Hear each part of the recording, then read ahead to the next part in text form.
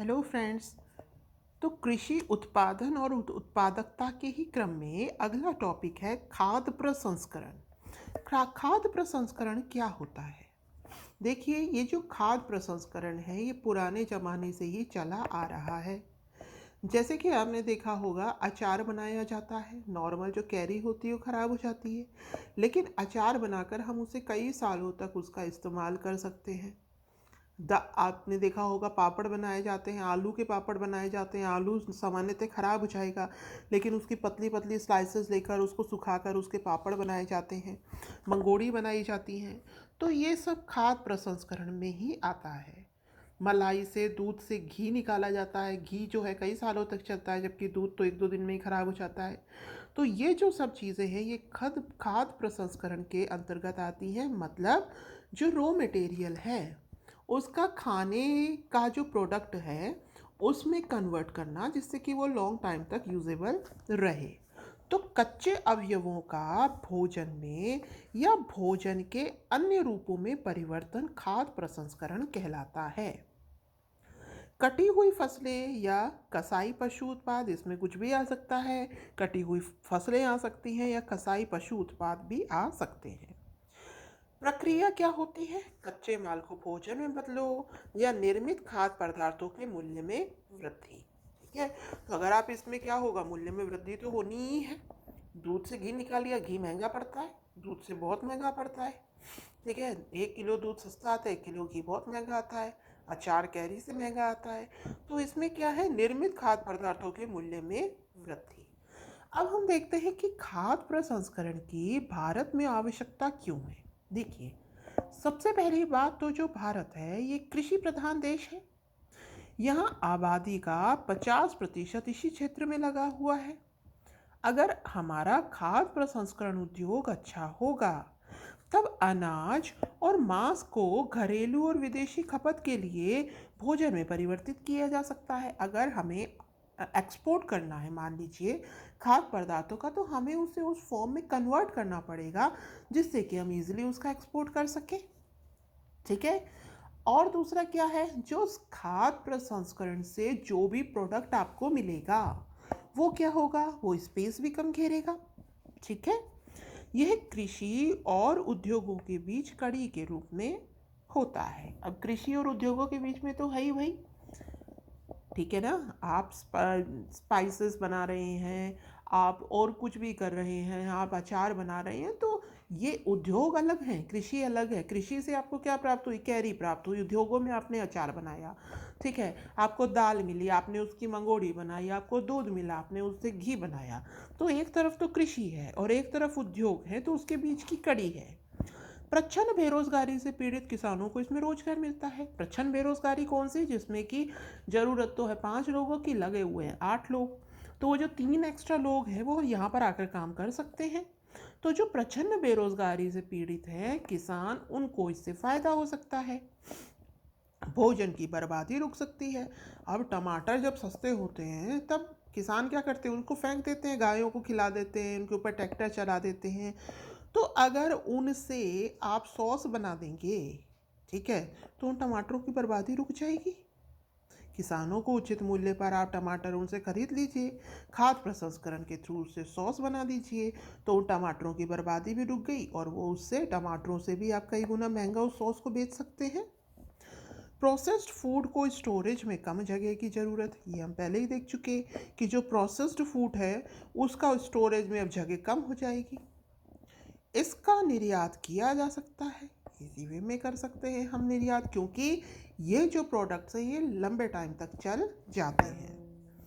भारतीय खाद्य और किराना बाजार दुनिया का छठा सबसे बड़ा बाजार है।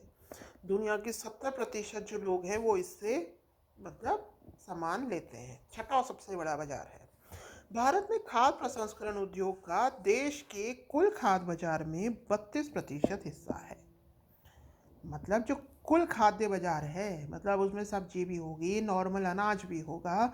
तो जो खाद्य प्रसंस्करण का है, मतलब जैसे पापड़ है, घी है, इसका जो बाजार है ये टोटल का 32% है इंडिया में।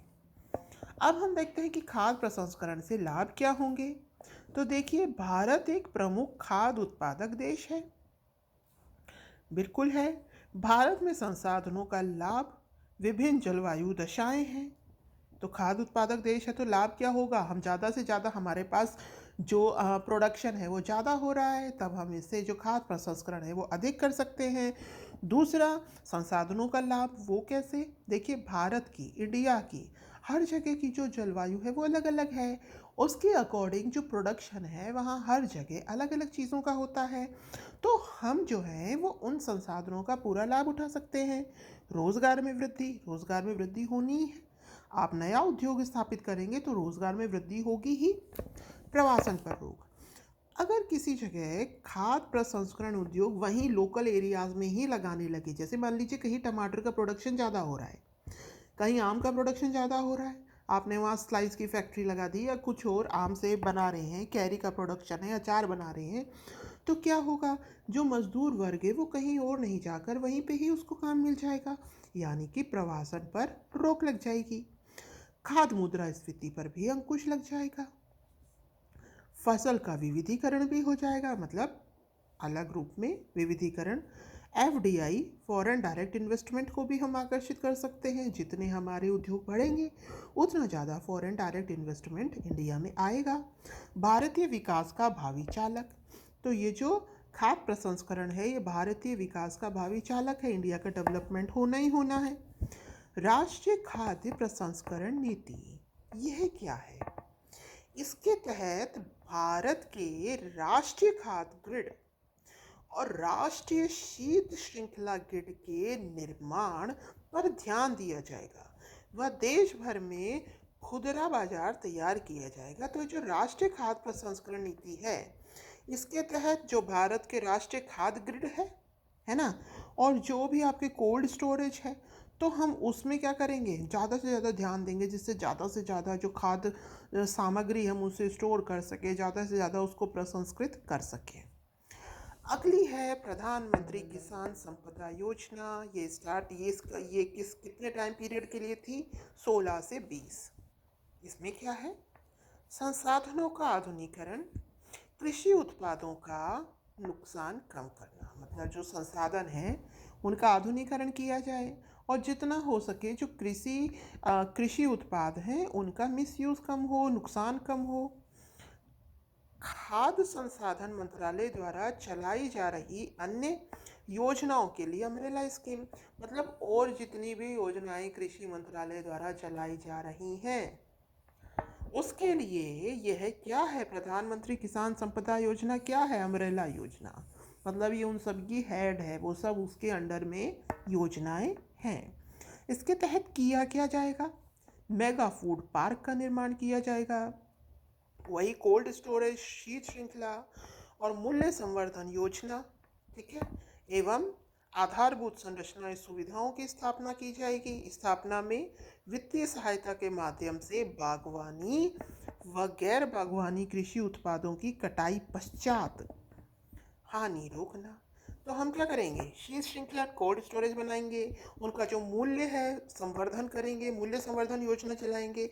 इससे क्या होगा, जो बागवानी और गैर बागवानी कृषि उत्पाद आपको मिल रहे हैं, ठीक है ना, उनकी कटाई के पश्चात जो हानि होती है, मतलब यूज़ नहीं आ रही तो फिर वो ख़राब हो जाएंगे। तो अगर हम उसका खाद्य प्रसंस्करण के थ्रू अगर हम उसको यूज़ में ले लेंगे तो उसकी जो वेस्टेज है वो नहीं होगी, ठीक है।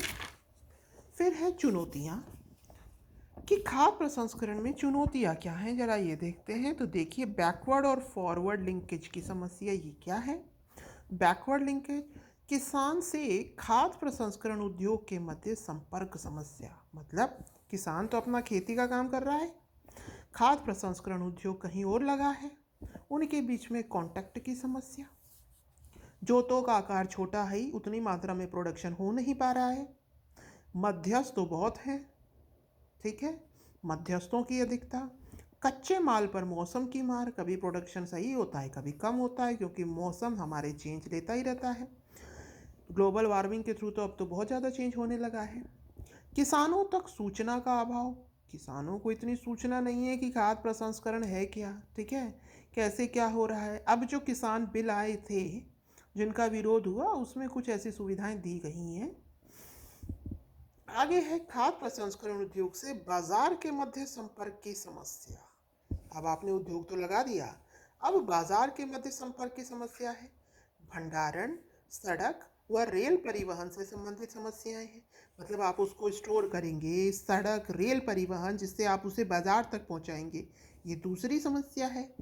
प्रसंस्करण उद्योगों का निम्न स्तर, ये जो उद्योग हैं इनका जो लेवल है वो लो है, उतने बेटर लेवल पर नहीं है। प्रसंस्करण उद्योग विखंडित और असंगठित है, मतलब संगठित रूप में ये अभी भी स्टेबल नहीं है। ठीक है, तो मतलब अब आपको जैसे कि कुछ भी मैन्युफैक्चर, मान लीजिए कि सॉस बनाना है, तो कहीं बॉटल कहीं इसका मटेरियल तैयार हो रहा है, तो कुल मिलाकर ये विखंडित है, असंगठित है। कानूनों की अधिकता, हमारे देश में कानूनों की अधिकता है, विरोधाभास बहुत है और प्रशासनिक विलंब बहुत ज़्यादा है।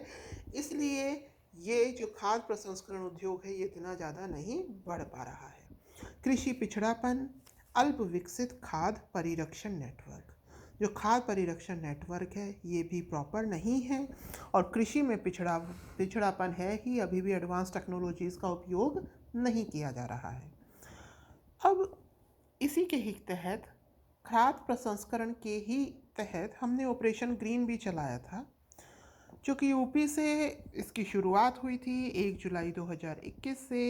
स्टार्टिंग में इसके तहत टमाटर, प्याज, आलू का मतलब जो दाम थे वो फिक्स किए गए, क्योंकि ये बेसिक सब्जियां मानी गई। तो इसमें क्या था, प्याज के दाम आपने देखा कि कुछ सालों में काफ़ी ज़्यादा अंतर आ रहा था, कभी बहुत ज़्यादा बढ़ रहे थे, कभी नॉर्मल रह रहे थे, ऐसे टमाटर में। तो इसका क्या किया गया, इसके मूल्य श्रृंखला के एकीकृत विकास के लिए, मतलब जो इसका रेट है वो लगभग फिक्स सा ही रहे। अब इसमें और नए उत्पाद शामिल कर लिए गए हैं और दूसरा क्या है, अब इसमें किसानों को अनुदान भी दिया जा रहा है। जैसे कि परिवहन कर रहे हैं आप, इस सामान को पहुंचा रहे हैं, इन सब सामानों को, तो परिवहन हेतु 50% अनुदान। शीत ग्रहण भंडारण, अगर आपको सिस्टम इस्टेब्लिश करना है तो उसके लिए 50% अनुदान दिया जा रहा है। तो कुल मिलाकर कहने की बात यह है कि ऑपरेशन ग्रीन के तहत, ठीक है, अब जो उत्पाद है वो लगभग 22 हो गए हैं।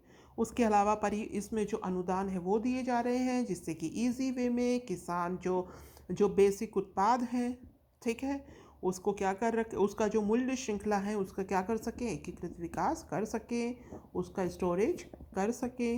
तो ये अब हमने पढ़ लिया खाद्य प्रसंस्करण। तो आई होप आपको समझ में आया होगा। Thank you, have a nice day.